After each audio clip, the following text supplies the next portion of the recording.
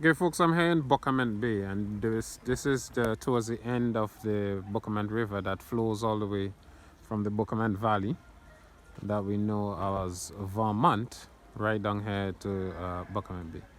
And I'm pretty close. I'm about 200 or 300 yards from the actual mouth of the river. And when you go to the mouth of the river, it seems pretty deep, as if there's a pretty large volume of water in here. But this is what it looks like.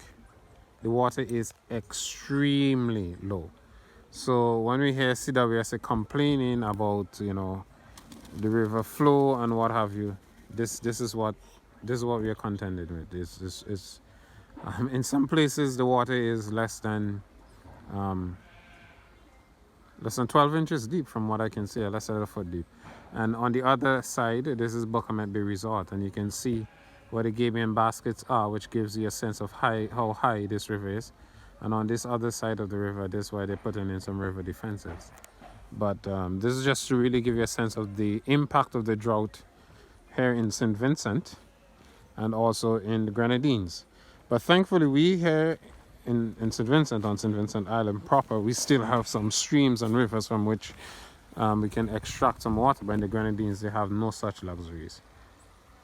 So clearly we can see that if we needed more evidence of the impact of the drought, this is it here.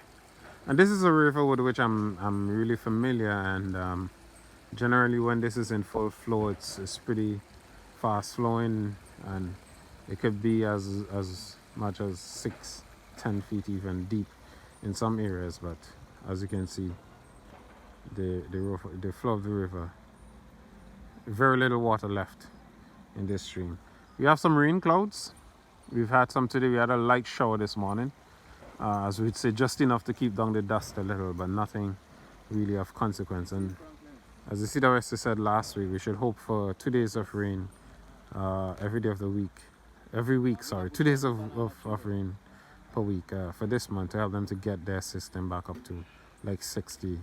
This is Kenton Chance here of Eyewitness News in Buccament Bay, St Vincent and the Grenadines.